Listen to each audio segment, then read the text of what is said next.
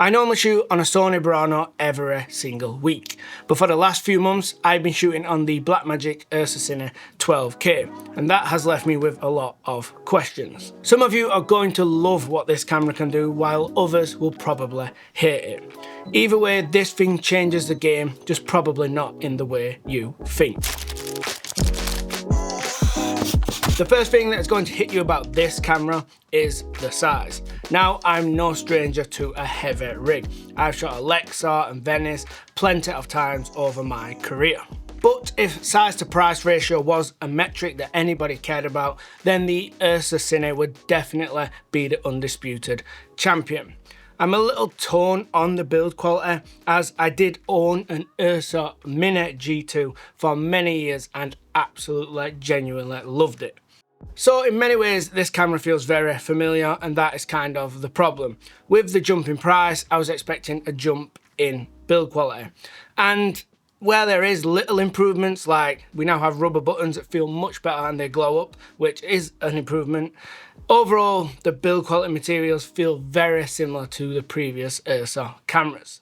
It still does not feel like it's playing in the same league in terms of build quality when it comes to an Alexa or a Venice, but granted, this comes at 1/4 of the cost of those cameras. To me, the materials used on the URSA Cine feel much more in line with like a C400, FX6, FX9, those kind of cameras.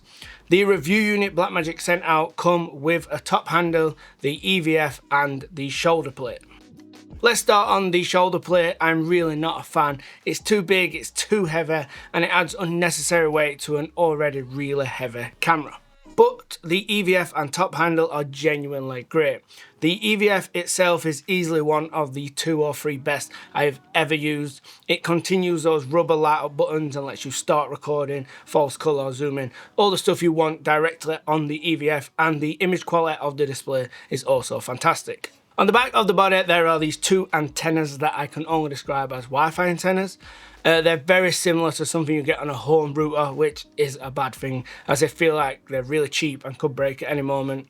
Luckily, you can screw these off and just leave them off, so it's not a deal breaker, and I would advise to do that. You lose a little bit of like functionality, but for me, if you're not using it, just leave them off, as they do feel very cheap. If you have used a Blackmagic camera before, then things here will feel very familiar. There is definitely a lot of room for improvement here, but I totally understand what Blackmagic are trying to achieve. They're trying to give us incredible value for money, and as consumers, we should really appreciate their efforts. That said, when you step into this price range of the URSA Cine, build and reliability matter much more than Blackmagic's previous cameras. Personally, I would have preferred less screens on the body, maybe just 1 instead of 3, and that extra cost saving put into better materials. But again, I'm no engineer and I don't know how that balances out. Maybe the cost would be way more expensive. That is enough on the bodywork. Let's start the engine and see what this thing is really made for. The URSA Cine I've been testing has the 12K full frame sensor. There is also another version with a 17K medium format sensor. This new Blackmagic sensor uses technology called RGBW. We've first seen this technology on Blackmagic's old 12K Super 35mm sensor.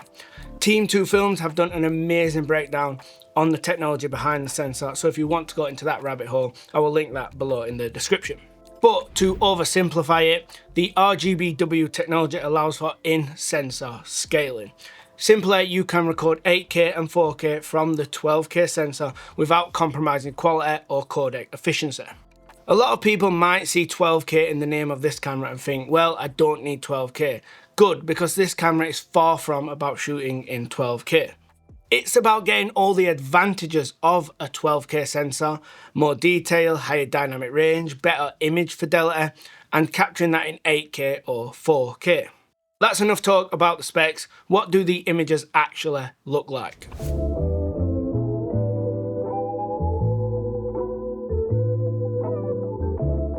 These are genuinely some of the best images I have personally captured in using a camera. You can't really compare a sensor like this to an FX3 or an S5 II.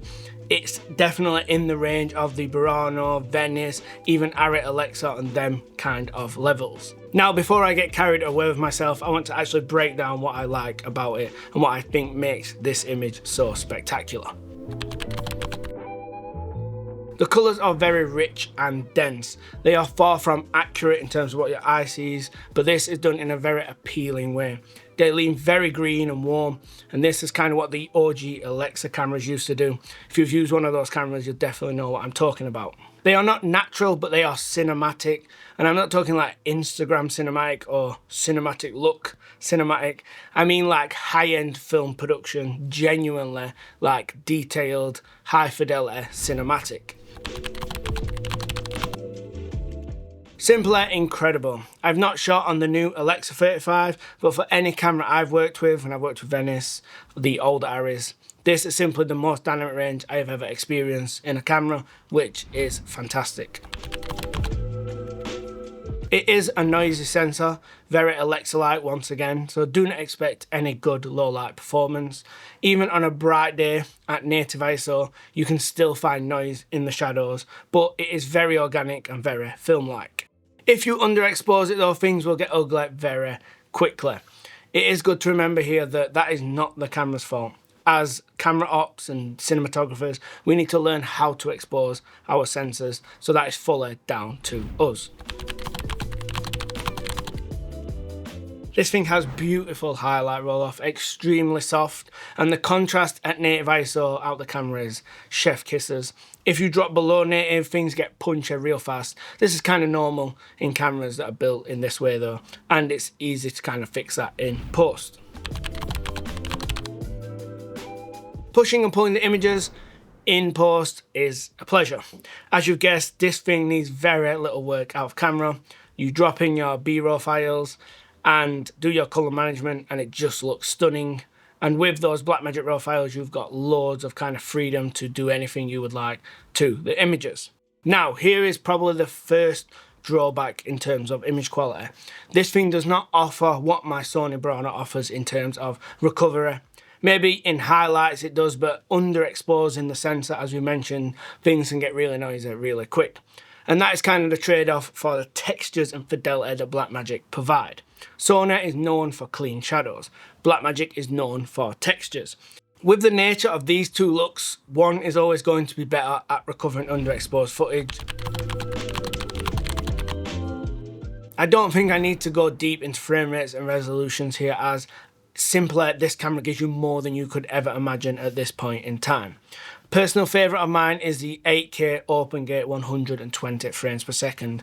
It is genuinely stunning and beautiful. I would have loved to have seen a 6K Super 35 mode from this sensor, which I'm guessing is not possible due to the RGBW tech.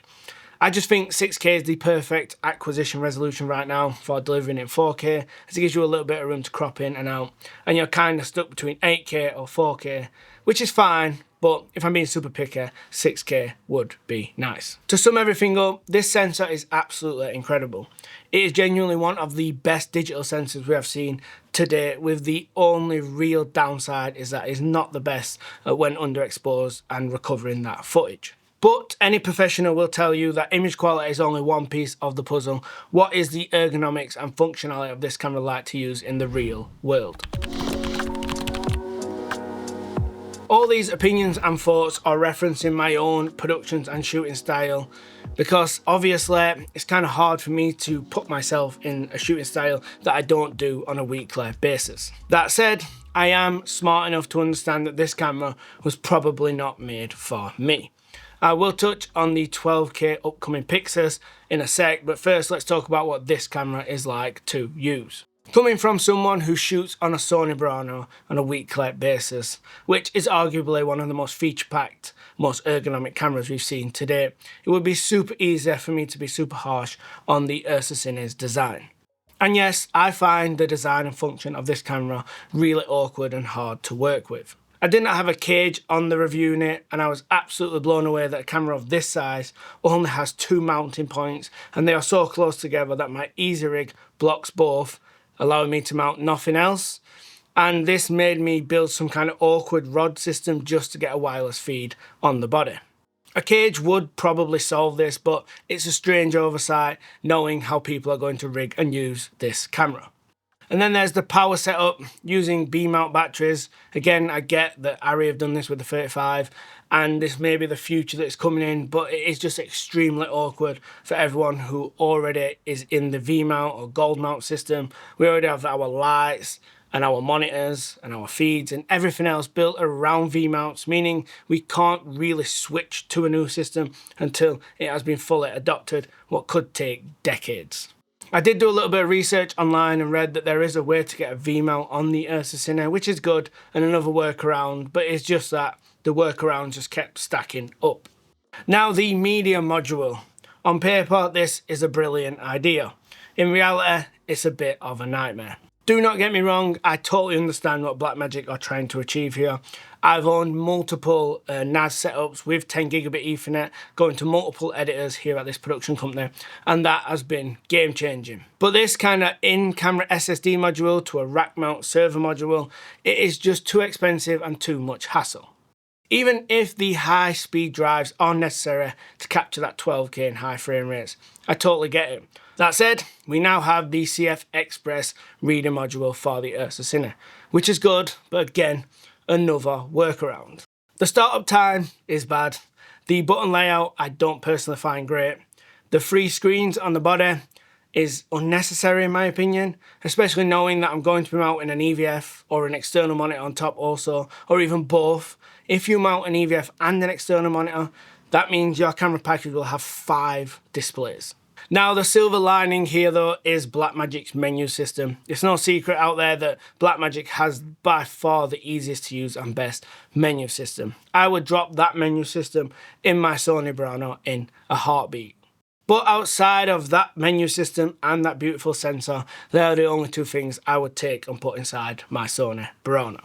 As I was reviewing this camera, the one thing that kept popping up inside my head was I wish Blackmagic would take this sensor and place it inside another body. So for those who do not know, and I'm guessing it is very few people watching this video, Blackmagic also have a camera called the Pyxis. It is a much smaller body, box style camera built to be modular for users to kind of build it out in whichever way they want for their shooting styles. It's a design philosophy made famous by Red cameras and now copied by other manufacturers across the industry. Now, during Blackmagic's latest live stream for product announcements, they announced that the 12K sensor from the URSA Cine is going inside of that Pyxis body. And that really caught my attention because I was right in the middle of testing and reviewing the URSA Cine camera, thinking I wish they would take the 12K sensor and put it inside another body. Personally, I've not used the Pyxis body just yet, but I've got friends who have it and use it, and they tell me it's really good. I'm going to link Ed's video if you want to deep dive any further into that. To me though, this 12K sensor inside the Pyxis looks like a match made in heaven. Yes, it comes at a slower readout and they sacrifice some of those higher frame rates, but I'm totally okay with that. I need to get my hands on the Pyxis to build my own opinion and test it, but the way I see it is I may as well wait until the 12K goes inside it and it gets released for testing, and then I can make my mind up as a whole package. But honestly, that could easily be my next camera. I think it's pretty clear that Blackmagic are aiming this camera at Arri Alexa and Sony Venice users. And honestly, I absolutely love that. This thing comes at the fraction of a cost, and that is incredibly ambitious from Blackmagic. Do I think this is some kind of Venice 2 or Alexa killer? Obviously not. But for the first attempt, it's really not bad. The way I see it is the hardest part to get right is the sensor, and that is the thing they have absolutely smashed out of the park. Simply, we need companies like Blackmagic. We are starting to see the effect of their cameras having on the market when competitors like Red are dropping their prices in real time. Even if you are not planning on buying a Blackmagic camera, if it makes the whole marketplace cheaper, even from the manufacturer you want the camera of, that is still a win for you. And when it comes to comparing it to the Sony Burano, it is simply just a completely different camera. If you are someone who's found yourself deciding between a Blackmagic URSA Cine or a Sony Burano, then you probably need to take a step back and try and figure out what you actually want from a camera. Because those two cameras are not even close in terms of use case. The point is we can have multiple cameras from different manufacturers and they can all be successful. And in fact, you can even use them across the same productions. To find out how to do that, watch this video right here.